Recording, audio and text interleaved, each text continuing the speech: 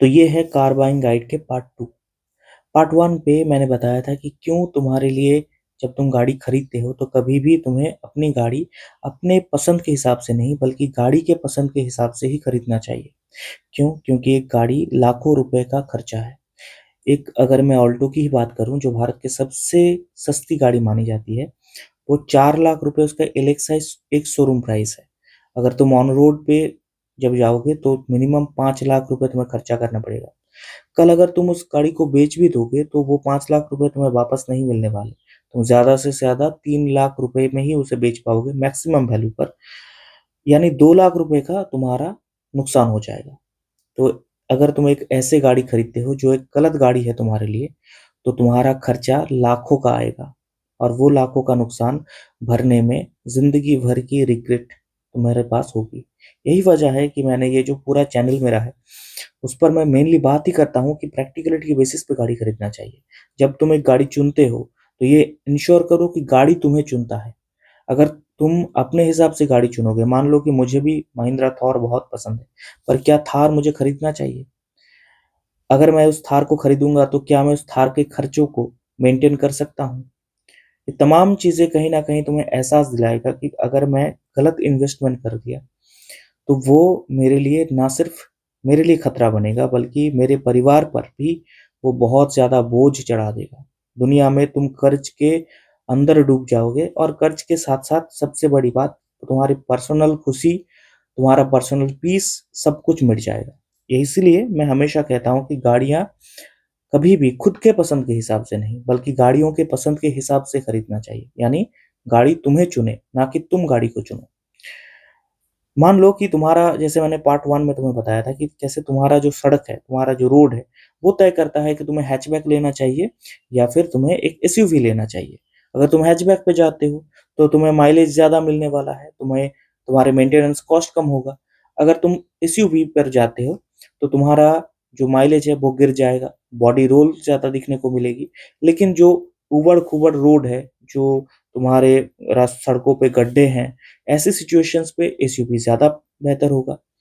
आज जिस मुद्दे पर हम बात करेंगे वो है सेफ्टी को लेकर। भारत में आज हर जगह सेफ्टी को लेकर बहुत बात होती है। लेकिन खुद एक बार सोचो कि क्या सेफ्टी हर किसी के लिए एक जैसा है?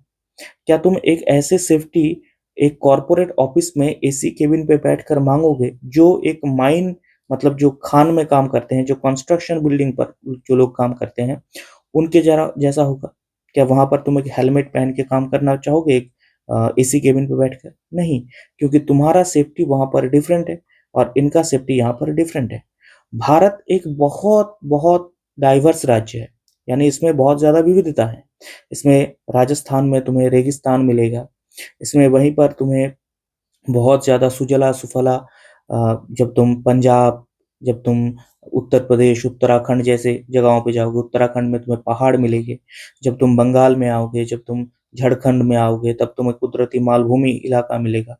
तो हर एक जगह बहुत अलग है और उसके भूमि रूप भी अलग है, उनके रोड्स अलग हैं, सड़कें अलग हैं। तुम्हारे जो ड्राइविंग स्टाइल है, वो भी बहुत ज़्यादा डिटरमाइंड है। हो सकता है कि तुम दिन के 100 किलोमीटर चलाते हो और हो सकता है कि तुम दिन के सिर्फ 10 किलोमीटर चलाते हो। मेरे यहाँ पर जो जितने भी व्यूअर्स मुझे अब तक देखते हैं, जो कमेंट्स करते हैं, उनमें दोनों तरह के ही व्यूअर्स हैं।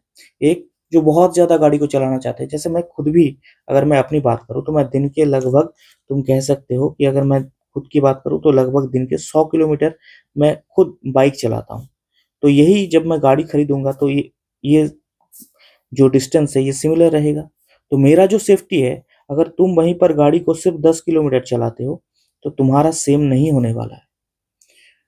ठीक? दूसरा, अगर तुम्हारे सड़कें डिफरेंट है, तो तुम्हारा जो सेफ्टी होगा, वो मेरे सेफ्टी से अलग होगा। मेरे यहाँ के जो सड़कें हैं, मान लो कि उसपे थोड़ा बहुत गड्ढे हैं यहाँ-वहाँ पर, और तुम्हारे जो सड़कें हैं, वो एकदम गड्ढों से ही भरा हुआ है, तो तुम्हारा सेफ्टी बहुत अलग होगा। तो डेफ़िनेटली तुम कह सकते हो कि अगर आज की तारीख में तुम सिर्फ़ सेफ्टी के ऊपर ध्यान दोगे और उसके हिसाब से गाड़ी खरीदने के बारे में सोचोगे, तो आगे जाकर तुम्हें रिग्रेट होगा, क्योंकि ओवर सेफ्टी हो जाएगा तुम्हारे लिए। मान लो कि तुम जिस इलाके में रहते हो, उस इलाके में जो ड्राइविंग है वो बहुत ज़्यादा रेकलेस है, ठीक है? अब ये जो रेकलेस ड्राइविंग है, जब ये लोग बहुत ही बुरी तरह से गाड़ी चलाते हैं। वहाँ पर अगर तुम एक ऑल्टो जैसा गाड़ी खरीदोगे, तो कल अगर एक्सीडेंट हो गया, तुम्हारे बचने की संभावना बहुत कम होगी, भले ही आज के ऑल्टो में 6 एयरबैग्स आते हैं, ठीक?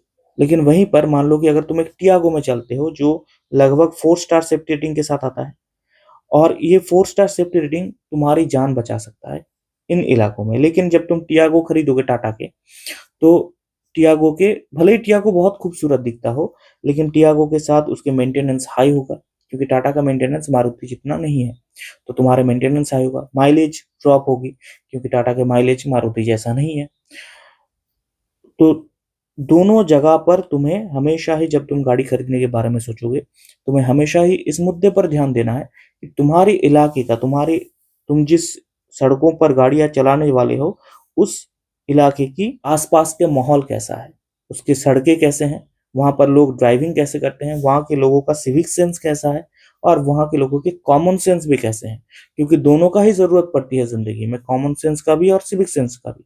तुम जब भी सड़कों पर निकलोगे, तुम हमेशा ये मान के चलोगे कि आसपास का जो लोग हैं वो गधे हैं, क्योंकि जैसे ही तुम उन्हें बुद्धिमान मानोगे, तुम्हें एहसास होगा कि तुम सबसे बड़े बेवकूफ निकले। कभी भी सड़कों पर निकलते वक्त नहीं मर हमारे यहाँ पर हमेशा ट्रैफिक रूल्स को जब कोई तोड़ता है, तो वो उसे एक गर्व की तरह देखता है, एक प्राउड फीलिंग होती है कि देखो मैंने रूल तोड़ दिया। वो ये नहीं समझ पाता कि उसके रूल तोड़ने की वजह से लाखों लोगों की जिंदगी खतरे में आ जाएगा, आसपास के लोगों की, मतलब मैं लाखों कहने का मतलब ये है कि एक देश जिसका 140 करोड़ के आसपास जिसकी आबादी है, वहां पर अगर जितने लोग सड़कों पर निकलते हैं, अगर लोग ट्रैफिक रूल्स तोड़ देते हैं, तो लाखों लोगों की जिंदगी खतरे में आ जाती है कि नहीं? सिमिलर, अगर तुम गाड़ी जब खरीदते हो, तो तुम्हें हमेशा इस बात को ध्यान में रखना है कि ये लोग रूल तोड़ सकते हैं, और इनकी जो ट्रैफिक रूल्स बनते हैं वो बनते क्यों हैं? तुम्हारी हमारी सेफ्टी के लिए। उसे इसीलिए मानना चाहिए क्योंकि आसपास के सभी लोग, मैं कहता हूं कि वो व्यक्ति ज्यादा डेंजरस है जो ट्रैफिक रूल तोड़ता है उस व्यक्ति से जो हेलमेट नहीं पहनता बाइक चलाते वक्त। और भारत में हमेशा ही तुम्हें ऐसे लोग मिलते रहेंगे। इसलिए जब गाड़ी खरीदो, ये बात हमेशा ध्यान रखो कि तुम्हारा जो सेफ्टी है वो एक पर्सपेक्टिव पर खड़ा हुआ है। सेफ्टी का कॉस्ट बहुत ज्यादा है, सेफ्टी के रनिंग माइलेज भी तुम्हें कम मिलने वाला है, लेकिन दिन के आखिर में वो तुम्हारे लिए सबसे बड़ा लाइफ सेवर है। अगर मैं आज की तारीख में एक टाटा पंच की बात करूं, एक टाटा पंच जो अभी जो आया है वो 5 स्टार सेफ्टी रेटिंग के साथ आता है, और ये भले ही एक हैचबैक ग्राउंड पर बना हुआ है, लेकिन ये एक एसयूवी की तरह या सुएडो एसयूवी की तरह बेची जाती है। अब इसकी वजह से क्या है कि इसके हाई ग्राउंड क्लियरेंस होती है। अब ये हाई ग्राउंड क्लियरेंस अगर तुम देखोगे, तो तुम्हें एहसास होगा कि तुम्हारे घर पे जो बड़े बुजुर्ग होते हैं, अगर तुम्हारे घर पे कोई गर्भवती महिला है, प्रेग्नेंट वुमेन है, उनके लिए इस गाड़ी के अंदर बाहर होना बहुत आसान होता है, क्योंकि ये गाड़ी थोड़ी ऊंची है, सीट्स भी थोड़े अप हैं। इसके अलावा इस गाड़ी में तुम्हें देखोगे कि तुम फ्रंट में एडजस्टेबल हेडरेस्ट दिया जाता है, जिससे हुई प्लस इंजरी से तुम बच सकते हो। आइसोफिक्स दिया गया है, कल अगर तुम्हारे बच्चे हुए तो तुम उसे सेफली गाड़ी में रख सकते हो। इसके अलावा हिल होल्ड असिस्ट, अगर तुम कभी पहाड़ी इलाकों में जाते हो, ईएसपी रहता है, 6 एयरबैग्स हैं, TPMS tyre pressure monitoring system, जिसकी वजह से गाड़ी पे हवा कम है या नहीं वो तुम्हें पता चल जाएगा। Power window, central locking system, बहुत सारे फीचर्स दिए जाते हैं, जो कहीं ना कहीं अगर तुम देखो तो एक ऑल्टो के जो VXI सीरीज है, VXI प्लस टॉप मॉडल जो ऑल्टो का है वो 5 लाख का आता है, और एक पंच 5,60,000 का आता है।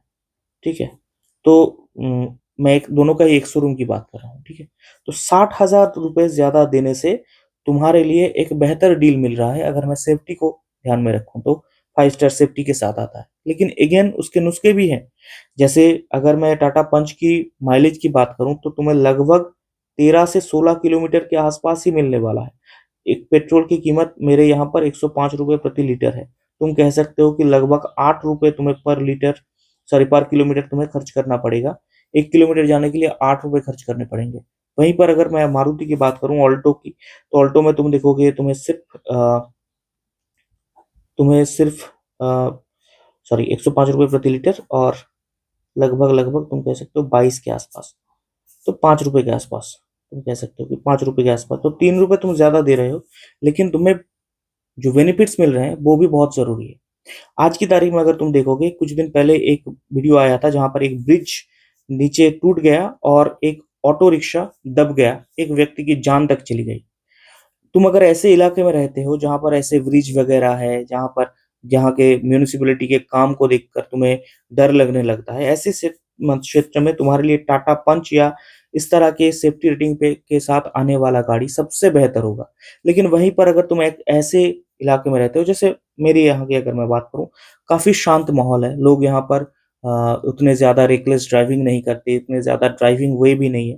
हालाँकि मेरे कम्यूट एरिया जो इलाका है वो 100 किलोमीटर का है, तो कहीं न कहीं तुम कह सकते हो कि टेंशन मुझे भी है। तो माइलेज का जो ड्रॉप है, 5 रुपए के हिसाब से मान लो कि अगर मैं पेट्रोल में जाता हूँ, फिर भी 500 रुपए, यहीं पर यही चीज़ मुझे 800 रुपए या 1000 रुपए के खर्चे में आएगी। तो जब तुम्हारा ड्राइविंग ज़्यादा है, मैं कहूँगा कि तुम माइलेज के ऊपर ध्यान दो। लेकिन अगर तुम दिन सिर्फ 10 रुपए या 10 या 15 किलोमीटर मान लो कि तुम्हारा कम्यूट है, तो यहाँ पर मुझे नहीं लगता कि ऑल्टो तुम्हारे लिए बिल्कुल सही होगा। स्पेशली अगर तुम्हारे आसपास के जो इलाका है वो रेकलेस ड्राइविंग, उसके रोड्स बहुत बुरे हैं, सिविक सेंस बहुत कम है, कॉमन सेंस बहुत कम है, तो नहीं, वहाँ पर तुम्हारे लिए सेफ्टी सबसे ज़्यादा आटमोस्ट प्रायोरिटी के साथ आएगा और वहाँ पर तुम डेफिनेटली माइलेज को कंसिडरेशन पे मत लो। वहाँ पर ऐसे गाड़ी चुनो जो तुम्हारे लिए सही है, सेफ्टी के हिसाब से सही है, तुम्हारे परिवार को सुरक्षित रख सकता है और तुम्हें रिग्रेट भी ना हो। हाँ, तुम कह सकते हो कि कल अगर मैंने ऑल्टो को बेचा तो मेरे पास मेरा जो रीसेल वैल्यू है वो ज़्यादा आएगा। डेफ़िनेटली एक टाटा पंच से तुम्हारा रीसेल वैल्यू एक ऑल्टो का ज़्यादा है। लेकिन सोचने वाला बात है, या तुम एक टियागो का ही अगर बात कर लो तो टियागो का भी ऑल्टो टियागो से भी ज़्यादा अच्छे से उसका रीसेल वैल्यू है। लेकिन सोचने वाली बात ये है कि क्या तुम्हारा परिवार की ज़िंदगी उस रीसेल वैल्यू से कम है या ज़्यादा है? अगर तुम्हें लगता है कि रीसेल वैल्यू ज़्यादा महत्वपूर्ण है, तो डेफ़िनेटली तुम सेफ्टी के साथ, लेकिन ये जान लो कि वो कहीं न कहीं एक तरह का गैम्बलिंग होगा। और अगर तुम सेफ्टी के साथ रहोगे, तुम्हारे इलाके के हिसाब से, अगेन मैं फिर से कह रहा हूँ कि मेरी बात को इस तरह से मत सोचो कि मैं फ़ियर मॉन्गरिंग कर रहा हूँ। मैं तुम्हें ये बता रहा हूँ कि वो गाड़ी को चुनो जो तुम्हारे इलाके के हिसाब से है, ना कि उस हिसाब से कि तुम्हारे पसंद के हिसाब से। ताकि तुम्हें गाड़ियाँ कभी रिग्रेट में ना आए। गाड़ी वही खरीदो जो तुम्हारे लिए सबसे बेहतर है और एक लंबी सफ़र के लिए वो तुम्हारा साथ दे सके। कभी भी तुम्हारे लिए चिंता का कारण ना बने। Happy car buying. अगर तुम्हें ये पसंद आया तो हो सके तो मेरे चैनल को सब्सक्राइब कर सकते हो, शेयर कर सकते हो, जो भी तुम्हें पसंद हो। और मिलते हैं कार बाइंग गाइड के अगले पार्ट पे।